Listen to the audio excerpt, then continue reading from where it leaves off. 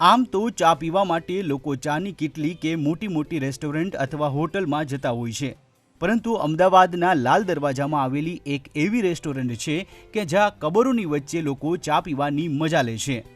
આ રેસ્ટોરન્ટનું નામ છે લકી રેસ્ટોરન્ટ। અહીંયા 26 કબરો આવેલી છે અને અહીં ચા પીવા માટે ન માત્ર અમદાવાદીઓ પરંતુ દેશ અને દુનિયામાંથી પણ લોકો આવે છે। નેતા વિપક્ષ રાહુલ ગાંધી પણ આ હોટલમાં બેસીને ચાની ચૂસકી માણી ચૂક્યા છે। તો કેમ લકી રેસ્ટોરન્ટને કબરોની વચ્ચે બનાવવામાં આવી અને અહીંયાની ચા કેમ વધારે ફેમસ છે તેના વિશે જણાવે છે હોટલના કેશિયર रज़ाक मंसूरी। 1950 में पहले बाहर चाय का लारी लगता था। 1950 के पहले मोहम्मद भाई लगाते थे। फिर जब धीरे धीरे कच्चे और बढ़ गए तो बनाने लगे, फिर आहिस्ता आहिस्ता होटल के अंदर आ गए। इससे पहले तो सब ताजुब हुआ था कब्रिस्तान और होटल, और इधर का बंद मस्का फेमस है। तारक मेहता और शूटिंग पर हो गया 30 साल पहले, राहुल गांधी इधर बंद मस्का खा के गए। વર્લ્ડ હેરિટેજ સિટી અમદાવાદ શહેરમાં ઘણી એવી જગ્યાઓ છે જેને જોઈને આપને અચૂક આશ્ચર્ય થશે। આવી જ એક આશ્ચર્ય પમાડતી જગ્યા એટલે લાલ દરવાજામાં આવેલી લકી રેસ્ટોરન્ટ। ટુરિસ્ટ જ્યારે પણ અહીંયા આવે છે અને ઐતિહાસિક શહેર અમદાવાદની મુલાકાત લે છે તો તેઓ જરૂર એક વખત અહીં લકી રેસ્ટોરન્ટની ચા પીવા જાય છે। મોટી મોટી હસ્તીઓ પણ અહીંયા ચાની ચૂસકી લેવા માટે દોડી આવે છે। લકી રેસ્ટોરન્ટની ચા અને મસ્કા બન વર્લ્ડ ફેમસ છે। આમ તો લોકો કબ્રસ્તાનમાં જવાથી ડરે છે, પરંતુ આ રેસ્ટોરન્ટમાં કબરો પાસે બેસીને લોકો ચાની લિજ્જત માણે છે। પ્રસિદ્ધ ચિત્રકાર M.F. હુસૈન પણ અહીંની ચાના શોખીન હતા। તેઓ પણ અહીં ચાની લિજ્જત માણતા હતા। 2004માં તેમણે બનાવેલું એક પેઇન્ટિંગ તેમને આ રેસ્ટોરન્ટને ભેટ સ્વરૂપે આપ્યું હતું, જે આજે પણ આ રેસ્ટોરન્ટમાં જોવા મળી રહ્યું છે। बहुत ही फेमस होटल है, रेस्टोरेंट है। ये तकरीबन 1950 से बना हुआ है और कमरों के बीच में है। लोग इसका बिल्कुल भी मतलब यानी कि गुरेज नहीं रखते और बरसों से लोग यहाँ चाय पीने आते हैं। यहाँ का मस्का बन बहुत फेमस है। यहाँ की चाय बरसों से एक ही फॉर्मूला वाली चाय मिलती है, कोई फ़र्क नहीं होता, इसलिए लोग यहाँ चाय पीना आना पसंद करते हैं।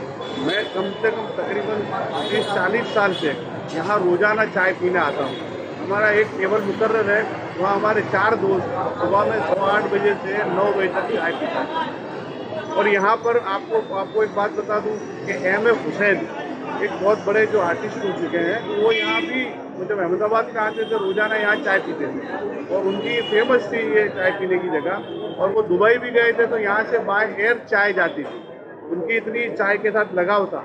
और उन्होंने एक पेंटिंग लगाई है M.F. हुसैन की अंदर होटल में, तो शायद आपने देखी होगी, वो खुद M.F. हुसैन ने बनाई है और यहाँ लगाई है। हेरिटेज एरिया है, यहाँ जो भी लोग आते हैं वो यहाँ आते हैं। हम तो बरसों से आते हैं क्योंकि हमारे यहाँ लगा हुआ है और इकबाल भाई के साथ हमारे दोस्त लोग सब आते हैं। और सबसे बड़ी बात यहाँ हिंदू मुस्लिम एकता का बहुत बड़ा प्रतीक है। हिंदू लेडीज संडे को आप देखो तो तुमको ताजुब होगा और आके बैठ के नाश्ता करते हैं। उसके बाद राहुल गांधी भी यहाँ आकर चाय नाश्ता करके गए, बहुत बड़ी बात है। और उससे कई नेता आके गए, तो अपने आप वाले भी आते, दूसरे भाजपा के भी नेता आते, लेकिन राहुल गांधी आए तो बहुत बड़ी बात है। वहाँ से आने वाले सब इधर जुट के आते हैं, लक्की किधर है, लक्की किधर है।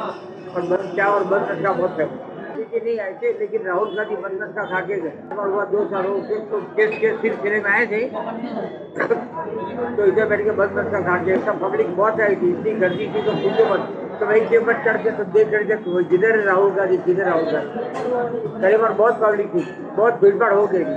લકી રેસ્ટોરન્ટમાં સવારથી રાત્રે 12 થી 1 વાગ્યા સુધી લોકો કબરોની વચ્ચે ચા અને નાસ્તાની મજા માણવા માટે આવે છે।